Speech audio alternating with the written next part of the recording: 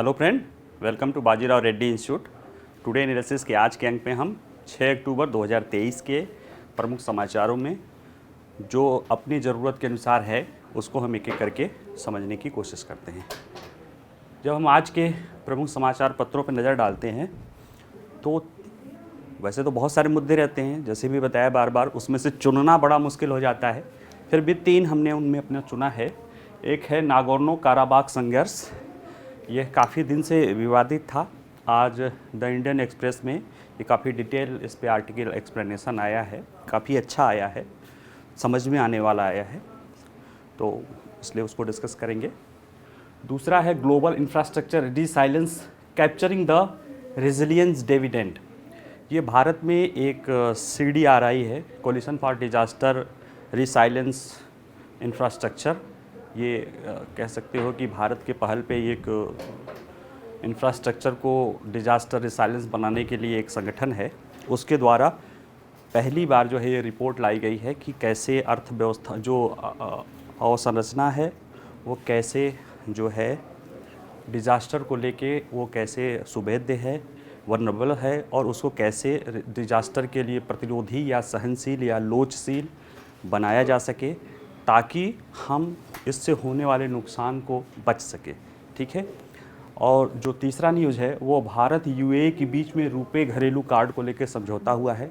भारत की जो रुपे कार्ड को चलाने वाली संस्था है NPCI, उसका NEPL जो है वह UAE के जो केंद्रीय बैंक की संस्था है उसके साथ मिलके भारत के रुपे कार्ड के समान वहाँ पे एक डोमेस्टिक कार्ड सिस्टम बनाएगा। रुपे कार्ड की ही तरह वहाँ का अपना डोमेस्टिक कार्ड सिस्टम होगा। जो फंक्शन यहाँ रुपे कार्ड करता है वो फंक्शन वहाँ पे किया जाएगा। तो उसको हम थोड़ा सा समझने की कोशिश करते हैं। ठीक है, चलिए नागोर्नो काराबाख संघर्ष देखते हैं। नागोर्नो काराबाख का क्या मामला है अगर इसको देखें तो देखिए ये जो है ये आर्मेनिया है और एक देश नाम सुना होगा आप लोगों ने, और यहाँ से है अजरबैजान। ये पूरा ऐसे यहाँ से कैस्पियन सागर लेके इसकी राजधानी बाकू है, और यहाँ से रसिया शुरू हो जाता है। ये जॉर्जिया है, ये जॉर्जिया, ये रसिया, ये अजरबैजान, ये आर्मेनिया, और ये रहा पूरा जो क्षेत्र। इधर बना रहा हूँ, देख लीजिएगा, वीडियो में भी आ रहा है। ये पूरा क्षेत्र है नागोर्नो काराबाख। ये ऐसा क्षेत्र है कि ये है तो अजरबैजान में, ये एक इनक्लेव है, इसके बारे में है। ये एक इनक्लेव है, यानी चारों तरफ से घिरा हुआ क्षेत्र है भूमि से किसी देश में, जिसमें 95% आबादी आर्मेनियाई मूल की रहती, मतलब जो आर्मेनिया के निर्जाति समूह है वो रहती है। 5% रहती है जो अजरबैजान की है। तो देखा जाए कि वो अपने निर्जाति रूप से, भाषाई, धार्मिक, सांस्कृतिक, अन्य रूपों से वो आर्मेनिया से जुड़े हुए हैं, लेकिन वो क्षेत्र है अजरबैजान का। और एक छोटा सा 5 किलोमीटर का जो इलाका है, यहाँ से बहुत छोटा 5 किलोमीटर का एक कॉरिडोर है जिसके थ्रू वो आर्मेनिया से जुड़ा हुआ है। ठीक है, इसको लेके अगर इसकी बात कहें तो ये जो नागोर्नो काराबाख क्षेत्र है ये काकेशस क्षेत्र जो है, जो कैस्पियन सागर और ब्लैक सागर के बीच का जो स्थल डमरूमध्य बोलते हैं, स्थुमिज, उसके बीच में स्थित जो बहुत सारे देश हैं, 5-6 देश हैं, रूस, ईरान, अजरबैजान, आर्मेनिया, जॉर्जिया, और कोई देश है नाम नहीं याद आ रहा है, तुर्की। इन देशों के बीच में ही मतलब ये पड़ता है, इसके दक्षिणी हिस्से में ये पड़ता है। और यह क्षेत्र, ये जो संघर्ष है नागोर्नो काराबाख, यह इसको फ्रोजन कॉन्फ्लिक्ट के रूप में कहा जाता है, यानी जमा हुआ। जैसे फ्रोजन चीज़ क्या होती है, फ्रोजन, आप कोई चीज़, आजकल एक कंसेप्ट चला है कि फ्रोजन कोई चीज़ है उसको फ्रोज कर लो, यानी उसको फ्रिज में, रेफ्रिजरेटर में कर लो, बाद में जब ज़रूरत हो तो उसको गर्म करके आप अपना उपयोग कर लो, वो ऐसे तरोताज़ा मिलता है। तो उस तरह का है कि ये संघर्ष है इतना पुराना, मतलब आप कह सकते हो कि लगभग 100 साल से ज़्यादा का समय है। बीच बीच में ये शांत हो जाता है, फिर उठ खड़ा होता है, फिर शांत हो जाता है, फिर उठ खड़ा होता है। अभी इसलिए चर्चा हुआ क्योंकि ये क्षेत्र के बीच में जो ये जो जा रही थी, अजरबैजान ने इस पूरे क्षेत्र पर सितंबर 2022 में कब्जा करके दिसंबर में, और इसका जो रास्ता था 5 किलोमीटर का उसको ब्रेक कर दिया, और इसके वजह से यहाँ के जो लोगों का उनके लिए सप्लाई और सारी चीज़ें समाप्त हो गई। अभी सितंबर में इसको खोला तो है, लेकिन उस पूरे जो रीजन है ना, जो इस पूरा क्षेत्र है जो अभी तक इतिहास में एक तरह से स्वायत्त क्षेत्र है, उस पर टेररिस्ट और उसके एंटी टेररिस्ट एक्टिविटी के नाम पे ढेर सारा वहाँ पे सिक्योरिटी मेजर्स अपनाए हैं, जिसके कारण वहाँ के लोग पलायन कर रहे हैं आर्मेनिया की तरफ। ठीक है, ये थोड़ा सा है। अब इसको आके समझने की कोशिश करते हैं और डिटेल में। आर्मेनिया और अजरबैजान के बीच संघर्ष दुनिया के जमे हुए संघर्षों में से एक है। 19 सितंबर को फिर ये हो गया जब अजरबैजान ने यहाँ पे हमला करके 24 घंटे के भीतर नागोर्नो काराबाख के अलगाववादी प्रांत पर जीत की घोषणा की, और प्रांत के अधिकारियों ने मतलब जब जीत की तो अब कहा कि अब जातीय आर्मेनियाई एन्क्लेव 1 जनवरी 2024 से भंग हो जाएगा। यानी सितंबर में अभी उस पर कब्जा कर लिया। कब्जा करने के बाद वहाँ पे कहा कि अब ये जो स्वायत्त क्षेत्र है, अब ये स्वायत्त क्षेत्र की जो व्यवस्था है वो 1 जनवरी 2024 से भंग हो जाएगी, यानी अब उसको अजरबैजान में मिला लिया गया।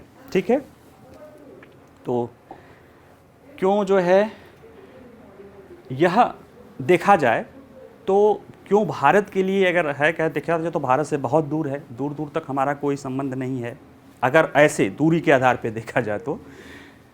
लेकिन क्यों हम पढ़ रहे हैं, ये ठीक है कि एक मानवीय समस्या है, एक दो देशों के बीच युद्ध है, वो संघर्ष का कारण है, लेकिन भारत के हित भी कहीं ना कहीं उससे जुड़े हुए हैं। कुछ तो भारत के परंपरागत संबंध वहाँ पे रहे हैं, दूसरे भारत के कुछ स्ट्रेटेजिक और इकोनॉमिक इंटरेस्ट हैं जो उस क्षेत्र के लिए चिंता का विषय, उस क्षेत्र को जो उस क्षेत्र की चुनौतियां हैं या अजरबैजान आर्मेनिया की जो चुनौतियां हैं वो भारत के लिए चिंता का विषय बन जाती है। ठीक है, यह जैसे कि बताए मैप में ही दिखाया था कि ये काराकास क्षेत्र है जो रूस, जॉर्जिया, अजरबैजान, आर्मेनिया, तुर्की और ईरान के हिस्से में, मतलब वो पूरा क्षेत्र पड़ता है काकेशस, उसी का वो दक्षिणी काकेशस का क्षेत्र है। और आप लोग अगर पढ़ते ही होंगे, मैं क्यों कहूँ कि जो भारत जो है जो पाकिस्तान को बाईपास करके जो मध्य एशिया या रूस तक ईरान के रास्ते जो चाबहार वाला जो है इंटरनेशनल नॉर्थ साउथ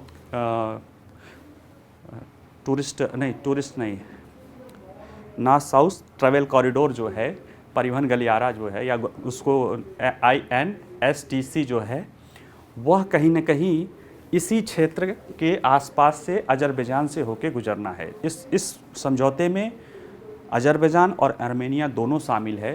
तो मेन स्ट्रेटेजिक ये है कि भारत जो पाकिस्तान से छो के उस मध्य एशिया के देशों के साथ संबंध और ख़ासतौर से फिर रूस के साथ संबंध, सेंट पीटर्सबर्ग के साथ संबंध बनाना चाह रहा है, वहाँ पे जाने के लिए ये प्रमुख है, एक आपको रास्ता मिलेगा।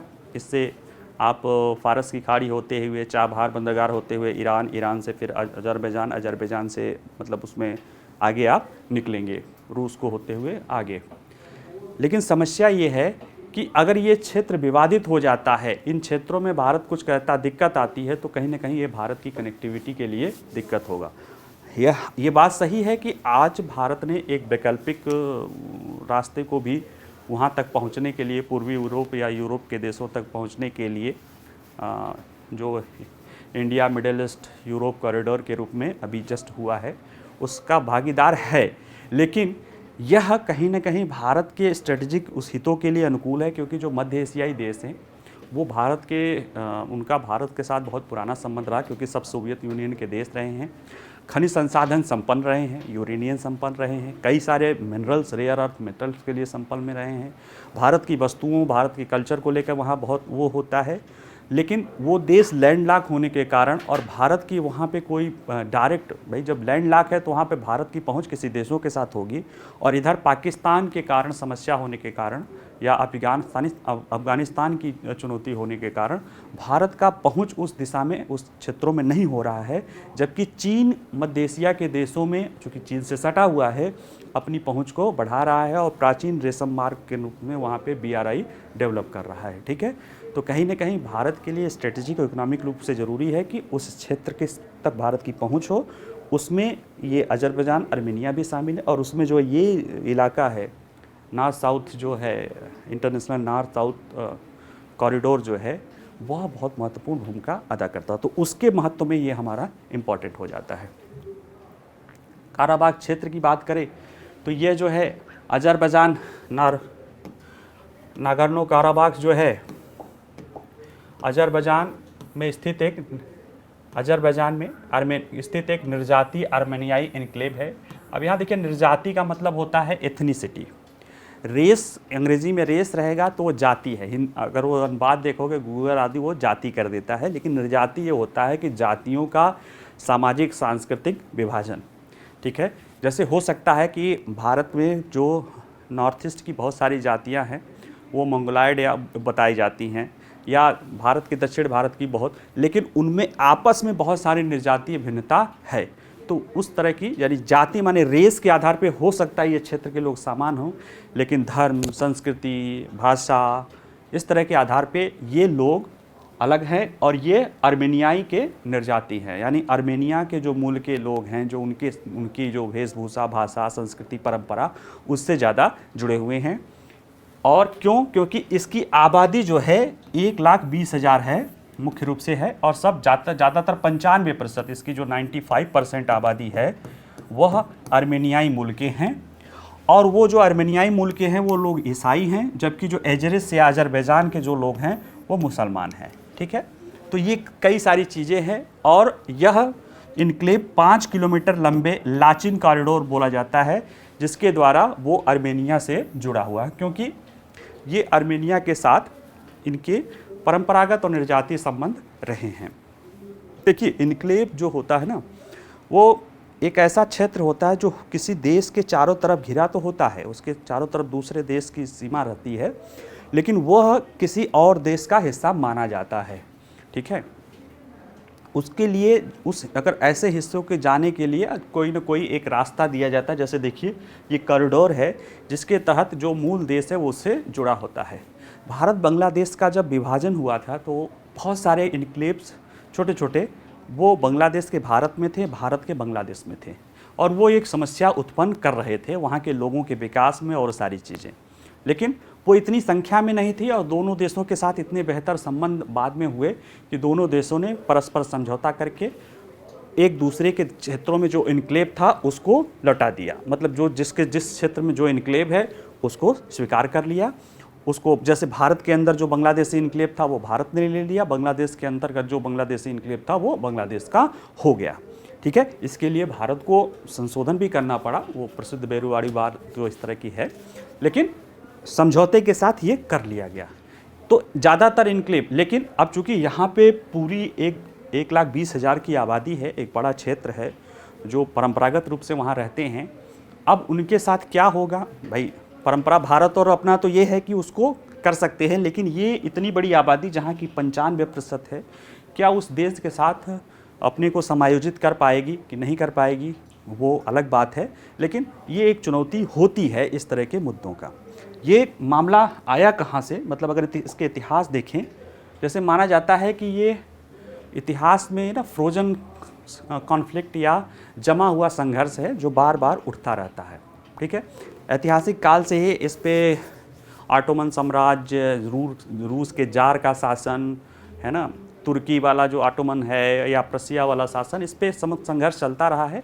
लेकिन 1921 में जब रूस में साम्यवादी शासन आ चुका था तो नागोर्नो काराबाग अजरबैजान एसएसआर, उस समय रूस ने सोवियत संघ, सोवियत संघ वो करके था, सोवियत संघ जो उसको बोलते थे, यूएसएसआर बोलते थे, उसी का ही एक पार्ट था अजरबैजान एसएसआर।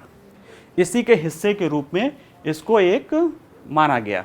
बाद में जब 2023 में सोवियत संघ ने, देखिए 2023 में सोवियत संघ ने अजरबैजान सोशलिस्ट रिपब्लिक के भीतर, इसके भीतर ही नागोर्नो काराबाग स्वायत्त ओब्लास्ट की स्थापना की। ये क्षेत्र को 1922 में रूस ने यानी सोवियत संघ ने इसके अजरबैजान के एक सीमा क्षेत्र के भीतर ही यह एक स्वायत्त क्षेत्र बना दिया। ठीक है, क्योंकि यहाँ पे 95% जाति अर्मेनिया की आबादी का घर था। सोवियत संघ का ये सब चलता रहा। सोवियत संघ 88-89 तक आते आते उसका पतन हो गया। जैसे ही पहला दौर शुरू हुआ पतन का, ठीक है, नागर्नो काराबाख तनाव भी क्या हुआ, सामने आ गया। फ्रोजन था ना, जैसे परिस्थितियाँ हुई वो खुल के सामने आ गया। और सामने आने के बाद क्या हुआ, जो वहाँ की क्षेत्रीय विधायिका थी नागर्नो काराबाख, उसने एक घोषणा कर दी कि वो एक प्रस्ताव पारित करके कि भौगोलिक रूप से अजरबैजान के भीतर स्थित होने के बावजूद भी वो अर्मेनिया के साथ शामिल होगी, क्योंकि 95% आबादी जो है अर्मेनिया के साथ निर्जातीय रूप से जुड़े हुए हैं। इसलिए उन्होंने ये कह दी कि वो अर्मेनिया के साथ जोड़ना चाहते हैं। ठीक है, इसी के बाद 91 में आता है। 91 में सोवियत संघ का विघटन हो जाता है और अर्मेनिया और अजरबैजान दो स्वतंत्र राज्य बन जाते हैं।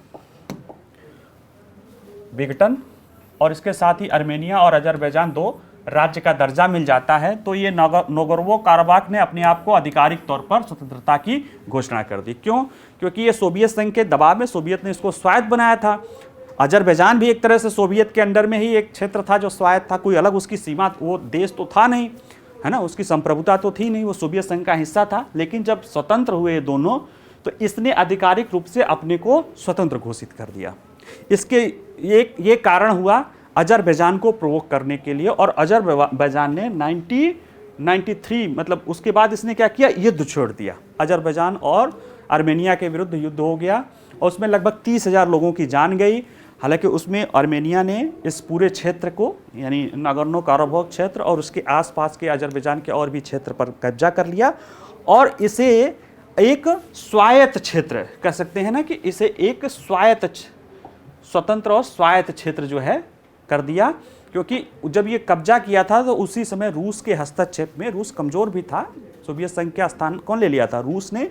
और उसने जो है 1994 में जैसे कब्जा तो कर लिया था, लेकिन कहीं ना उसके स्थायी समाधान के लिए 1994 में एक समझौता रूस ने दोनों देशों के बीच एक युद्ध विराम करवाया था। इसको बिस्केक प्रोटोकॉल कहा जाता था। इसके तहत उसने नागोर्नो काराबाख को स्टेपान कार्ट में एक स्वघोषित सरकार के रूप में कर दिया कि यह स्वघोषित सरकार है और देखा जाए तो इसको स्वतंत्र बना दिया। लेकिन इसकी अर्मेनिया के साथ जो है घनिष्ठ आर्थिक, राजनीतिक और सैन्य संबंध बहुत अधिक था। और वो जो नहीं था लाचिन कॉरिडोर, उसके थ्रू ये अर्मेनिया के साथ इनका लाइफ लाइन जुड़ा हुआ था। जैसे माँ से एक बच्चे का जो है आहार नाल से जुड़ा होता है ना, उसी तरह का था कि वो जुड़ा हुआ था। ये स्थिति चलती रही, लेकिन सितंबर 2020 में याद है दुनिया कोरोना और उसमें होता, और रूस का ध्यान जो है रूस जॉर्जिया विवाद भी चल रहा था, है ना। उस समय अमेरिका में चुनाव हो रहा था, राष्ट्रपति चुनाव, और बड़ा हीटेड था। आपको पता ही होगा कि जो है वहाँ का चुनाव, ट्रंप और बिडेन का चुनाव कितना हीटेड था। रूस भी इंगेज था जॉर्जिया के समय। ऐसे में थोड़ा सा मौका देख के अजरबैजान, जिसे तुर्की और पाकिस्तान, लीबिया आदि का समर्थक था, पाकिस्तान के सैनिक का तो पाकिस्तान की सेना का तो पूरा समर्थन था, इसने इस क्षेत्र आर्मेनिया के साथ युद्ध शुरू कर दिया। और इस बार चूंकि उसको सहयोग था, तुर्की का था, पाकिस्तान का था, और उसमें कई सारे लड़ाकू अफगानिस्तान, लीबिया आदि के थे, तो इसने पूरे जो है इस पूरे आसपास के क्षेत्र पर क्या कर लिया, नियंत्रण स्थापित कर ली। हालांकि रूस ने हस्तक्षेप किया, युद्ध को रुकवाया और यहाँ पे शांति सेनाएं प्रदान की। जो लाचिन कॉरिडोर था जिसके लिए आवागमन, वहाँ पे एक शांति सेना दी, लेकिन अजरबैजान उसको मानने के लिए तैयार नहीं था। पुनः जो है इसको दिसंबर 2022 में अजरबैजान द्वारा दिसंबर 2022 में अजरबैजान द्वारा लाचिन कॉरिडोर को अवरुद्ध कर दिया गया। और जब अवरुद्ध कर दिया गया तो वहाँ पे चूँकि वो आर्थिक सारी चीज़ों के लिए वो उससे जुड़ा हुआ था वो क्षेत्र आर्मेनिया से, तो वहाँ पे जो है खाद्यान्नों का संकट, भोजन, अन्य चीज़ों का संकट उत्पन्न होना शुरू हो गया। विवाद बढ़ा, चीज़ चलता रहा, तो उसके बाद प्रेशर हुआ, उसने छोड़ा। लेकिन छोड़ने के बाद क्या किया कि उसने अब उसको मिला लिया और वहाँ पे आतंकवादी रोधी गतिविधियों के नाम पे सितंबर 2023 में वहाँ पे सैन्य कार्रवाइयाँ शुरू कर दी गई, जिसके कारण वहाँ के लोग जो है तकरीबन 1,20,000 के आसपास के लोग हैं, उसमें से बहुत सारे देखे होंगे ना बच्चे और इस तरह के लोग जो है वहाँ से आर्मेनिया की तरफ पलायन कर रहे हैं। ठीक है, तो कहीं ना कहीं ये 1,20,000 आर्मेनियाई लोगों के भविष्य का मामला है कि इसको क्या किया जाए। अब भारत के संदर्भ में देखा जाए तो भारत इन दोनों के मुद्दों को लेकर हमेशा, या इस तरह के किसी, जैसे रूस यूक्रेन का युद्ध हुआ, भारत हमेशा कहता है कि मुद्दों का युद्ध से समाधान नहीं होगा, संघर्ष का कोई योगदान अंतर्राष्ट्रीय संबंधों में नहीं है, आपको कूटनीतिक और सहयोग वार्ता के द्वारा ही चीज़ों से करना चाहिए, और इस तरह से किसी एक पक्ष का परहेज लेता था। उसके पीछे वजह रही है कि भारत का यहाँ से बहुत पुराना संबंध रहा। अगर जैसे हम कहें कि अजरबैजान की बात कर दें, आर्मेनिया की बात कर दें, तो सदियों पुराना रहा है। भारत में कहा जाता है कि 2000 ईसा पूर्व में ही असीरियानी योद्धा एक थी रानी, उनका जो है यहाँ पे युद्ध का मिलता है। 146 BC में आर्मेनिया में भारतीय बस्तियों की स्थापना होती है, जो माना जाता है कि कन्नौज के 2 लोग थे, श्री कृष्ण और गणेश, वहाँ जाके बस्ती स्थापित करते हैं। तो कहीं ना कहीं इतिहासकार, जैसे अकबर की एक रानी जो है आर्मेनियाई मूल की थी, अकबर के शासनकाल में आगरा में खूब आर्मेनियाई लोगों का प्रभुत्व था, कोलकाता में आर्मेनियाई लोगों का काफ़ी प्रभुत्व था। तो कहीं ना कहीं भारत के आर्मेनिया के साथ संबंध बहुत पुराने रहे हैं। जहाँ तक अजरबैजान का संबंध है, वो भी रहे हैं, लेकिन उतने पुराने नहीं रहे हैं। वो 18वीं सदी में वहाँ पे देखा गया है, और बाकू के आसपास आतिशगाह नामक जो है अग्नि का मंदिर इस तरह का है, जो बताता है कि जो रेशम मार्ग था उधर जो भारत का व्यापार होता था, तो वो रेशम मार्ग पे पड़ता है, तो वहाँ के भारत के व्यापारी आते जाते थे। ठीक है, जहाँ तक कूटनीतिक संबंधों का है, तो दोनों देशों के साथ भारत ने 1999 में अपने कूटनीतिक संबंध स्थापित किए हैं। ठीक है, और जो है इसी तरह के मुद्दे पर भारत बचता रहा है। लेकिन एक बात यह है कि जहाँ आर्मेनिया जो है उसके साथ हमारे बहुत पुराने से संबंध भी रहे हैं, और हमारे कश्मीर मुद्दे को लेकर वो खुल के हमारा समर्थन करता है। कश्मीर, भारत पाकिस्तान के बीच में जो कश्मीर मुद्दा है उसका वो खुल के समर्थन करता है, भारत का पक्ष लेता है, और संयुक्त राष्ट्र सुरक्षा परिषद में के विस्तार में भी वो भारत को, मतलब उसकी जो है भारत को की सदस्यता के लिए समर्थन करता रहता है। और भारत और आर्मेनिया के साथ अगर देखा जाए तो राष्ट्राध्यक्षों के स्तर पे तो नहीं, यानी राष्ट्रपति प्रधानमंत्री स्तर पे नहीं, लेकिन 2 बार भारत के उपराष्ट्रपति स्तर पे बातचीत हो चुकी है। यानी कहीं ना कहीं आर्मेनिया हमारे साथ ज़्यादा कूटनीतिक रूप से जुड़ा हुआ है। वो हमारे उन मुद्दों पे, जैसे स्ट्रेटेजिक मुद्दों पे उसकी राय वही है जो हमारी है, यानी वो हमारे उन मुद्दों पर वो करता है। और अजरबैजान की बात करें, जैसे अभी देखिए युद्ध में उसको पाकिस्तान तुर्की का समर्थन भी है, तो अजरबैजान कहीं ना कहीं पाकिस्तान के खेमे का दिखाई देता रहा है। हालांकि भारत का उसके विरोध नहीं है, हमारे उसके डिप्लोमेटिक संबंध हैं, लेकिन राष्ट्राध्यक्षों का अभी आवागमन नहीं हुआ है, यानी इतना क्लोज रिलेशन भी नहीं है। ऐसे भी हमारे लिए वो बहुत, चूँकि दूर का क्षेत्र है, लेकिन मतलब संबंध नहीं रहा है। और इस युद्ध में भारत ने आर्मेनिया को कई सारे, जैसे पिनाक रॉकेट और बहुत सारे एंटी टैंक जो सारी चीज़ें दी है, जिसका ये माना जा रहा था कि अजरबैजान भी कह रहा था कि नहीं, भारत ये गलत कह रहा है आर्मेनिया को इस तरह का सहयोग देके। ठीक है, तो कुछ लोग कहते हैं कि भारत आर्मेनिया के करीब है। तो ये रही थोड़ी सी भारत की जो, मतलब कह सकते हैं कि इस तरह की नीतियाँ रही। भारत इस क्षेत्र में दोनों के साथ संबंध क्यों मेंटेन रखना चाहता है कि एक तो चलो आर्मेनिया हमारा इस तरह के मुद्दों पे हमारा सहयोग करता है, वहाँ का दक्षिण एशिया के मध्य एशिया के देशों तक पहुँच में उसकी योगदान है, और दूसरा है कि अजरबैजान क्यों महत्वपूर्ण है, क्योंकि अगर कहें तो कहीं ना कहीं एक महत्वपूर्ण चीज़ है कि आर्मेनिया और अजरबैजान भौगोलिक स्थिति के कारण यह क्षेत्र मध्य एशिया और ईरान के माध्यम से रूस और यूरोप के साथ भारत की कनेक्टिविटी के लिए एक व्यवहार गलियारा है। उसको बोलते हैं इंटरनेशनल नॉर्थ साउथ ट्रैवल या टूर, जो है परिवहन ट्रैवल कॉरिडोर, INSTC। इसके दोनों सदस्य हैं, जिसे भारत एक वैकल्पिक व्यवहारिक मार्ग के रूप में स्थापित करना चाहता है। तो थोड़ा सा इसको भी देख लेते हैं कि ये क्या है।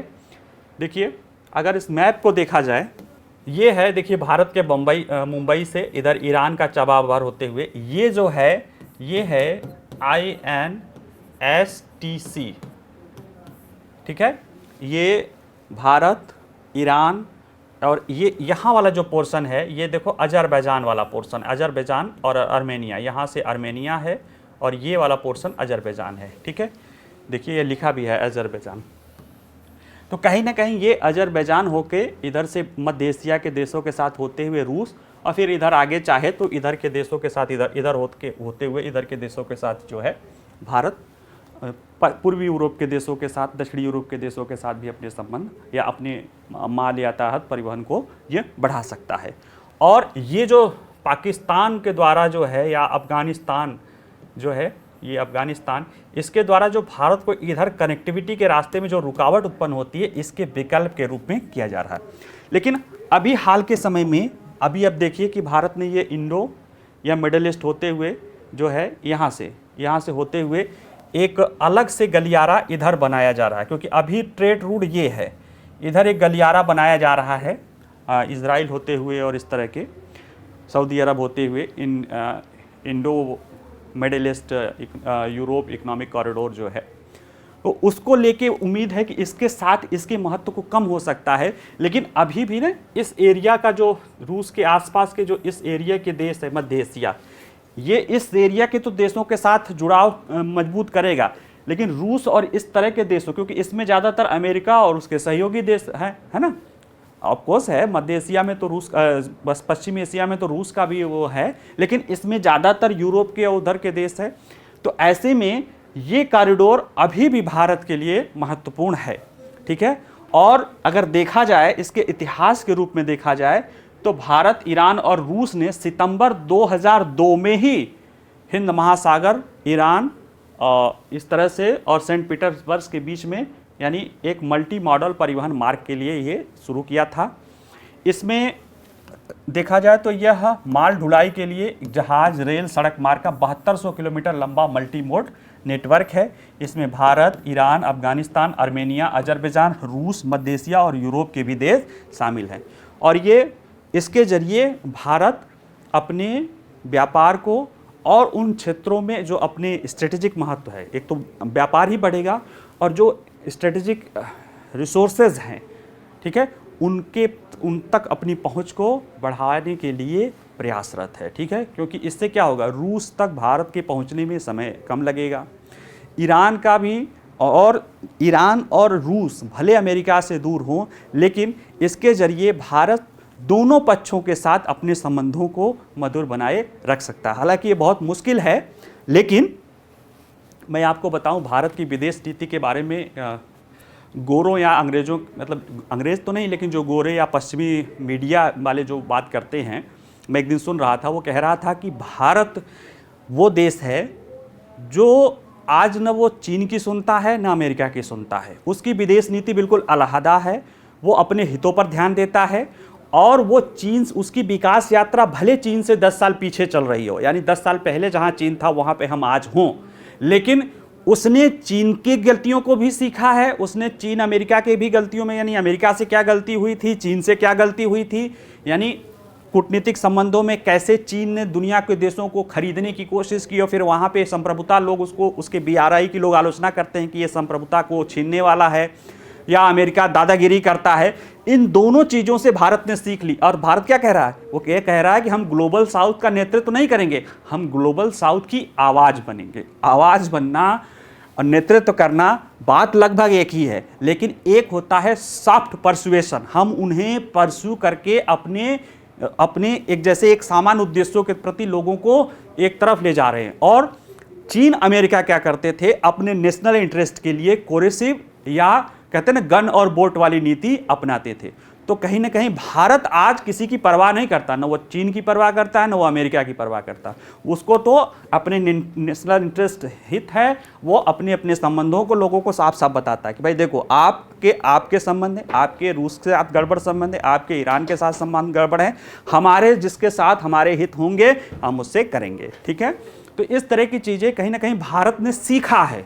भारत दूसरों की गलतियों से सीख रहा है और उसको दोहराने की कोशिश नहीं कर रहा है, फूंक फूंक के कदम रख रहा है। तो कई बार क्या होते हैं ना, कई बार हम लेट होते हैं, जैसे दौड़ में आप चलो, कुछ लोग बहुत तेज़ दौड़ गए हैं और आगे गड्ढे उसमें गिर उड़ गए हैं, तो आप लेट जाते हो ना, लगातार चल रहे हो, लेट चल रहे हो, तो आपको उनकी गलतियों से भी सीखने का मौका मिलता है। वही बता रहे हैं कि भारत की डिप्लोमेसी के संदर्भ में थोड़ा सा चर्चा कर दें कि बड़ी मज़ेदार है भारत की वर्तमान की डिप्लोमेसी को, जिसको ऑफेंसिव डिफेंस भी कहते हैं, कि भारत सबके साथ संबंध बना रहा है लेकिन किसी की कोई परवाह नहीं करता है।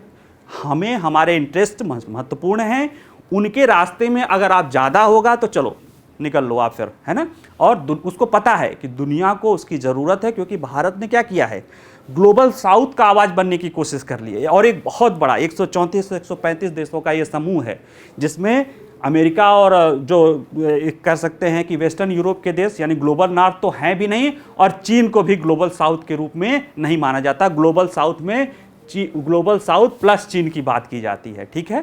तो कहीं ना कहीं ग्लोबल साउथ का एक्चुअल में जो आवाज़ है, या कह सकते हैं डिफेक्टो लीडर है, वो भारत ही है ना। इसलिए बाकी सारे लोगों को, भारत को पता है कि कैसे अपनी बात मनवानी है। तो इसलिए यह भी हो जाता है, वह भी हो जाता है, तो क्या समस्या है, दोनों अलग अलग क्षेत्रों से होकर गुजरते हैं, जाने एक ही जगह है, फायदा हो जाएगा। क्योंकि वो कॉरिडोर को हो सकता है अमेरिका यूरोपीय देश रसिया की तरफ न जाने दे, ईरान से उसका कोई वो न हो, लेकिन ये कॉरिडोर हमारा यूरोप, रसिया और सबको जाएगा, ठीक है। चलिए अगला जो न्यूज़ है वो एक CDRI है, कोलिजियन फॉर डिजास्टर रेजिलिएंट इंफ्रास्ट्रक्चर।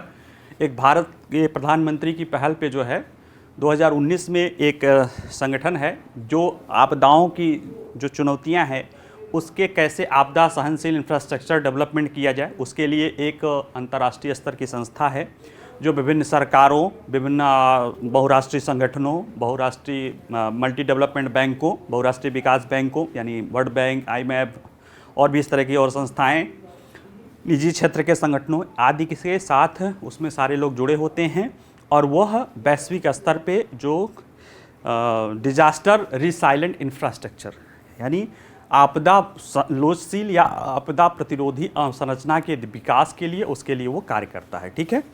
इसकी एक द्विवार्षिक रिपोर्ट आई है, पहली द्विवार्षिक रिपोर्ट आई है, उसमें उसका नाम है global infrastructure resilience capturing the resilience dividend. यानी कि ग्लोबल इंफ्रास्ट्रक्चर को अगर हम रिसाइलेंट बनाएंगे जलवायु के प्रति, क्लाइमेट चेंज के प्रति, डिजास्टर के प्रति, तो उसका हमको लाभ मिलेगा, यानी उसके जो लोचशीलता है उसका हमको लाभ मिलेगा, ठीक है। चलिए देखते हैं ये रिपोर्ट क्या कहती है। रिपोर्ट कहती है कि जलवायु परिवर्तन के कारण बुनियादी ढांचा क्षेत्र में औसत आधार पे वैश्विक स्तर पे $850 बिलियन का नुकसान हुआ है। यानी हर साल हम जो बुनियादी ढांचा को डिजास्टर या जलवायु परिवर्तन के साथ लोचेल न होने के कारण हर साल $850 बिलियन का, यानी जब इसको हम वैश्विक GDP के रूप में कन्वर्ट करते हैं तो 2021-22 के टर्म में लगभग 14% वैश्विक सकल घरेलू उत्पाद का लॉस उठाना पड़ता है। $850 अरब।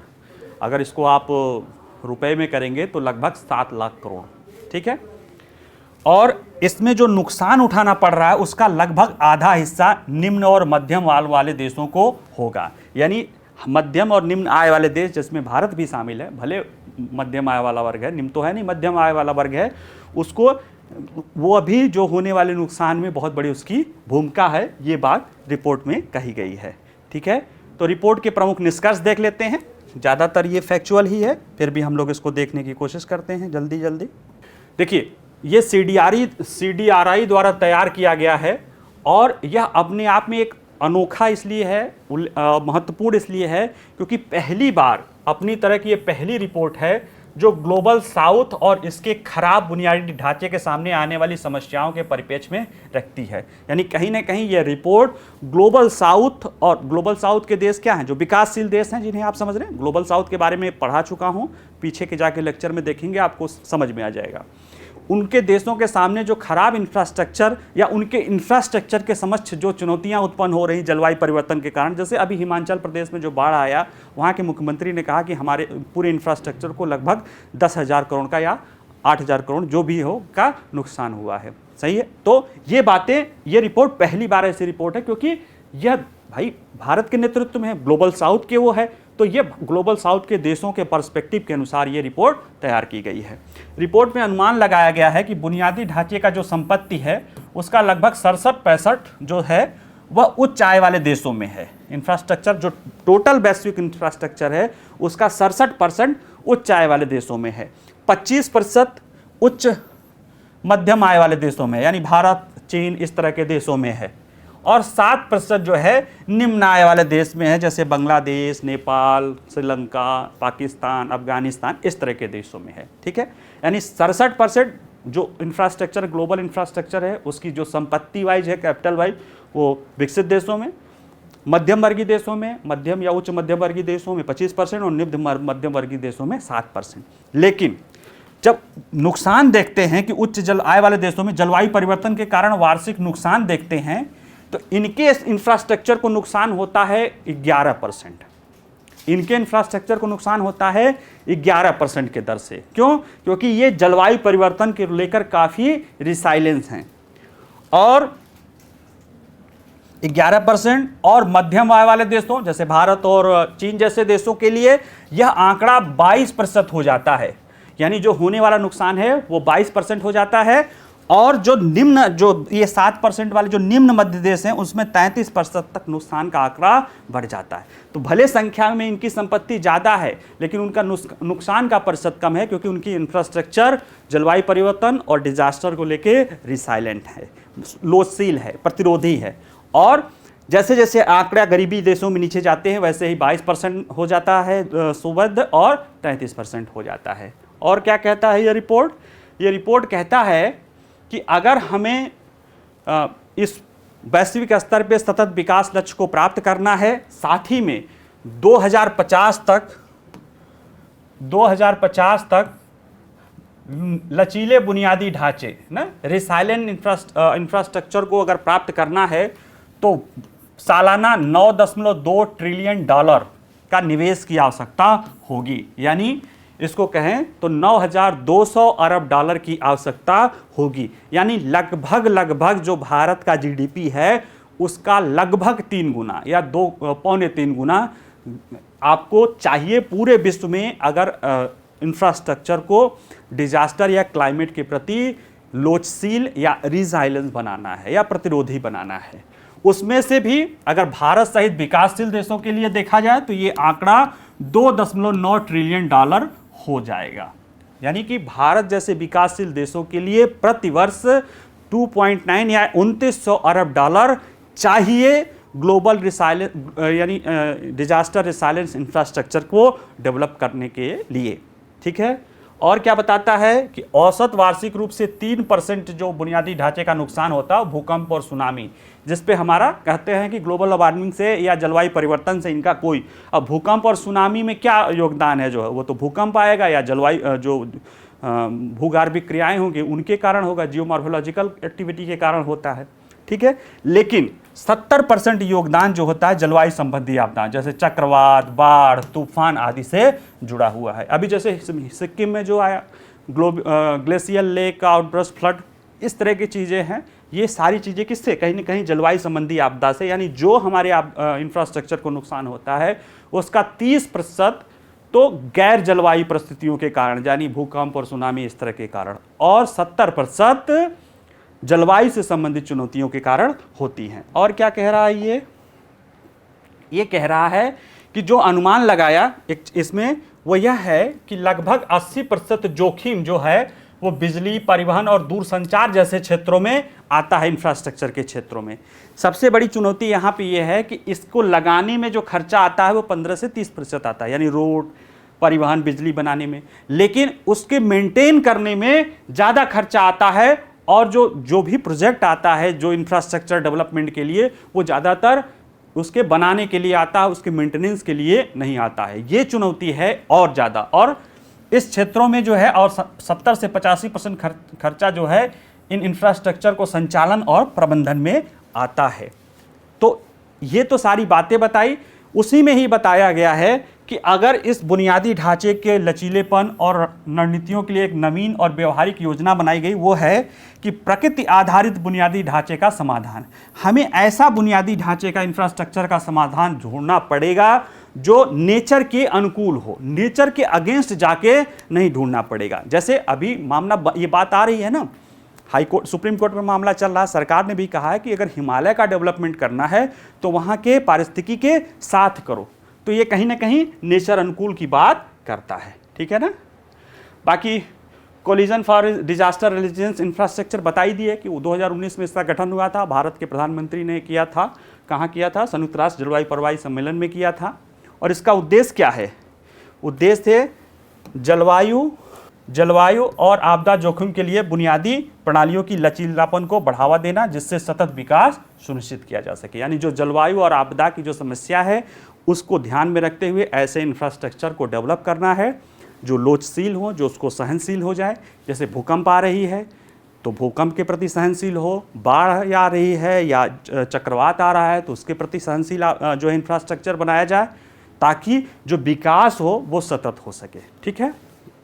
चलिए अगला जो न्यूज़ है वह आप कह सकते हैं प्री का ही मुद्दा है, लेकिन हम इसको थोड़ा सा समझेंगे तो ये हमें कुछ मेंस के ही पहलू में भी ये देगा। जैसे भारत और संयुक्त अरब अमीरात के बीच में रुपे घरेलू कार्ड स्कीम हुआ है, अभी उन दोनों के बीच में एक समझौता भी हुआ है, उस पर डिटेल में आएगा। इसमें यह है कि जो है यह जो समझौता है, आपने पढ़ा होगा G20 के सम्मेलन में डिजिटल पब्लिक इंफ्रास्ट्रक्चर पे 6 या 7 सितंबर पे मैंने लेक्चर पूरा बताया है कि भारत कैसे डिजिटल पब्लिक इंफ्रास्ट्रक्चर के रूप में दुनिया को अपना मतलब एक चीन के विकल्प के रूप में, जैसे चीन जो है पब्लिक जो फिजिकल इंफ्रास्ट्रक्चर यानी रोड इंफ्रास्ट्रक्चर और रेलवे इस तरह की चीज़ों को कह रहा है, भारत क्या रहा है डिजिटली पब्लिक इंफ्रास्ट्रक्चर, जिसका नाम है इंडिया स्टैक। उसमें UPI है, उसमें NPCI है, उसमें आपका आधार है, जिसमें कह सकते हैं कि पहचान, भुगतान और उसका प्रबंधन, इन 3 चीज़ों पर बल देते हुए दुनिया के समस्त डिजिटल पब्लिक इंफ्रास्ट्रक्चर को ले जाना चाह रहा है। दुनिया के जो और अभी परंपरागत पेमेंट सिस्टम है, जैसे आप कह सकते हो कि वीज़ा है, मास्टर कार्ड है ना। अगर रुपे कार्ड की बात करें तो आज भारत में जितने भी लोग कार्ड इस्तेमाल करते हैं उसमें 60% रुपे कार्ड इस्तेमाल करते हैं, कभी सारे के सारे मास्टर कार्ड या वीज़ा कार्ड करते हैं, ठीक है। तो कहीं ना कहीं अगर ये भारत रुपे कार्ड फैलेगा तो मास्टर कार्ड, वीज़ा कार्ड वालों के पेट में तो दर्द होगा ही। भारत जो UPI पेमेंट का चाह रहा है कि और देशों के साथ जो हो जाए, तो स्विफ्ट वाले जो पेमेंट सिस्टम है उनको तो दर्द होगा ही। UAE से साथ ये क्यों कर रहा है? क्योंकि भारत में UAE में भारत की बहुत बड़ी आबादी रहती है जो बहुत बड़ा रेमिटेंस भारत को भेजती है। अभी वो रेमिटेंस पे लगभग 6% का कर चुकाती है।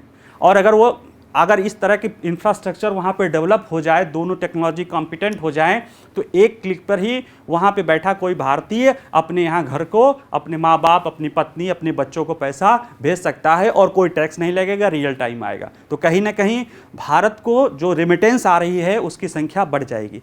तो इसीलिए जब अभी मैं पढ़ाया था ना कि आखिर मूडीज़ को क्या पड़ गई उसको UDI आधार पे लिखने की, तो समझिए कि इस तरह की चीज़ें कहीं ना कहीं इन देशों को इस तरह से संस्थाओं से जुड़ी जो फाइनेंशियल इंस्टीट्यूशन है उनको चिंतित कर रही हैं। लेकिन हमें तो अपना हित देखना है। भारत चाह रहा है कि जो अंतर्राष्ट्रीय स्तर पे हमारा UPI या जो हमारा डिजिटल पब्लिक इंफ्रास्ट्रक्चर है उसमें कई सारे रूप हैं, उसको प्रसारित करें, ताकि एक वैश्विक स्तर पे ना एक कह सकते हैं एक हम महत्वपूर्ण डिजिटल पब्लिक इंफ्रास्ट्रक्चर के नेता के रूप में उभर सके, ठीक है। तो देखते हैं मामला क्या है कि national payment corporation of India NPCI जो आपका रुपे कार्ड को चलाता है, उसकी स्वामित्व वाली कंपनी है NPCI international payment limited NEPL। जैसे ONGC की OVL जो है ONGC विदेश लिमिटेड है, उसी तरह की NPCI की NPCI इंटरनेशनल पेमेंट लिमिटेड है। इसने संयुक्त अरब अमीरात के साथ वहाँ पे भारत में जैसे रुपे कार्ड है उसी तरह का घरेलू कार्ड सिस्टम डेवलप करने के बारे में समझौता किया है। ये दोनों मिलके वहाँ पे एक समझौता ये करेंगे। जैसे देख लीजिए जल्दी कि इसमें क्या क्या करेंगे। NEPL के साथ राष्ट्रीय घरेलू योजना के निर्माण, कार्यान्वयन और प्रचालन के लिए मिलकर काम करेगा। DSC डिजिटल कार्ड सिस्टम का लक्ष्य UAE में ई-कॉमर्स और डिजिटल लेन देन के विकास को सुविधाजनक बनाना है, वित्तीय समावेशन को बढ़ावा देना है, UI के डिजिटल एजेंडा की सहायता करना है, वैकल्पिक भुगतान विकल्पों को बढ़ावा देना है। इस पे ध्यान दीजिएगा। क्यों? क्योंकि भारत में बहुत सारे भारतीय रहते हैं जो बहुत सारा रेमिटेंस भेजते हैं, तो अब डायरेक्ट तो कर नहीं सकते, तो वहीं पे डेवलप करेंगे और वहाँ के साथ फिर धीरे धीरे हम अपने को कंफर्टेबल बना लेंगे। ठीक है, जिससे क्या होगी, भुगतान की लागत कम करना और वैश्विक स्तर पर यूएई की प्रतिस्पर्धात्मक और वैश्विक पेमेंट लीडर के रूप में स्थापित करना। यूएई होगा तो हम तो हो ही गएंगे, हम तो उनको जब यूएई के चूंकि पैसा उसके पास ज़्यादा है, निवेश करता है, अगर वो इसको अपनाएगा तो दुनिया के ज़्यादातर देशों में भी यह अपनाया जाने लगेगा। और उसके पीछे प्रेरक कौन है, भारत है। ठीक है, जैसे यूट्यूब के आधार पे, गूगल के आधार पे कोई भी देश कितना भी उन्नति करे, लेकिन उसके प्रेरक में तो अमेरिका ही है, क्योंकि गूगल कहाँ का है, अमेरिका का है। एंड्रॉयड कहाँ का, अमेरिका का है। ऑपरेटिंग सिस्टम कहाँ है, अमेरिका का है ना, सॉफ्टवेयर विंडो जो है। तो ये चीज़ें हैं, बाकी पढ़ लीजिएगा, इसमें कोई ऐसा नहीं है। रुपे कार्ड क्या है, भारत का एक स्वदेशी अत्यधिक सुरक्षित और व्यापक रूप से स्वीकृत कार्ड पेमेंट सिस्टम है और इसमें 75 करोड़ से अधिक रुपे कार्ड प्रचलन में है और जितने भारतीय मतलब है उसका 60% भारत में रुपे क्रेडिट कार्ड है।